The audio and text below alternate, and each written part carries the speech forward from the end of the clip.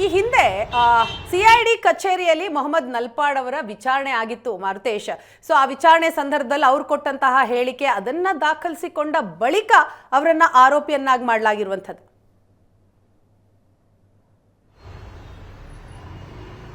ನಿಜ ವೀಣಾ, ಈ ಹಿಂದೆ ಕೊಟ್ಟಂತಹ ಹೇಳಿಕೆಯ ಹಿನ್ನೆಲೆಯಲ್ಲಿ ಮತ್ತು ಆ ಹೇಳಿಕೆಯ ಆದ ಬಳಿಕ SIT ಸಂಗ್ರಹಿಸಿರುವಂತಹ ಸಾಕ್ಷ್ಯಾಧಾರಗಳಲ್ಲೂ ಕೂಡ ಸಾಕಷ್ಟು ಜನರಿಗೆ ಹಣ ವರ್ಗಾವಣೆ ಆಗಿದೆ ಅನ್ನುವಂತಹ ಗಂಭೀರವಾದಂತಹ ಮತ್ತು ಗುರುತರವಾದಂತಹ ಆರೋಪಗಳೇನಿದೆ, ಆ ಆರೋಪಕ್ಕೆ ಪೂರಕ ಆಗಿರುವಂತಹ ಸಾಕ್ಷ್ಯಗಳು ಸಿಕ್ಕಿರುವಂತಹ ಕಾರಣಕ್ಕಾಗಿ ಅವರನ್ನ ಮತ್ತೊಮ್ಮೆ ವಿಚಾರಣೆಗೆ ಕರೆದಿರೋದು ಅನ್ನುವಂತ ಮಾಹಿತಿಗಳು SIT ಇಂದ ಸಿಗ್ತಾ ಇದೆ.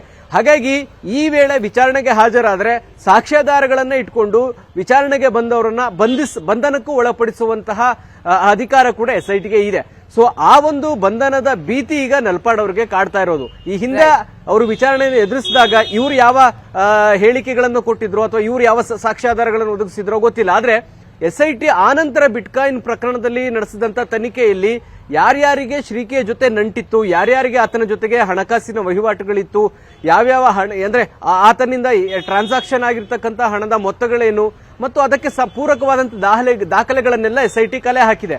ಬಹುಶಃ ನಲ್ಪಾಡ್ ಅವರ ವಿಚಾರದಲ್ಲೂ ಕೂಡ ಈ ರೀತಿಯಾದಂತಹ ಹಣ ವರ್ಗಾವಣೆ ಆಗಿರ್ತಕ್ಕಂತಹ ಸಾಕ್ಷ್ಯಾಧಾರಗಳು SITಗೆ ಸಿಕ್ಕಿರುತ್ತೆ. ಬಹುಶಃ ಆ ಕ್ಲಾರಿಫಿಕೇಶನ್ ಕೇಳುವ ಸಲುವಾಗಿ, ಅದರ ಬಗ್ಗೆ ತನಿಖೆ ನಡೆಸುವಂತ ಸಲುವಾಗಿ SIT ನೋಟಿಸ್ ನೀಡಿರಬಹುದು. ಸೊ ಹೀಗಾಗಿ ಅವ್ರಿಗೂ ಎಲ್ಲೋ ಒಂದು ಕಡೆ ಹಿಂಟ್ ಸಿಕ್ಕಂಗಿದೆ ನಲ್ಪಾಡ್ಗೆ.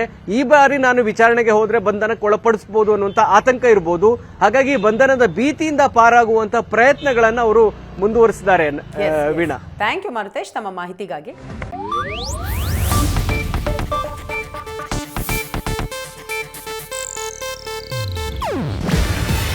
ಇದು ಏಷ್ಯಾನೆಟ್ ನ್ಯೂಸ್ ನೆಟ್ವರ್ಕ್ ಪ್ರಸ್ತುತಿ. ನೀವು ನೋಡ್ತಿದ್ದೀರಾ ಏಷ್ಯಾನೆಟ್ ಸುವರ್ಣ ನ್ಯೂಸ್.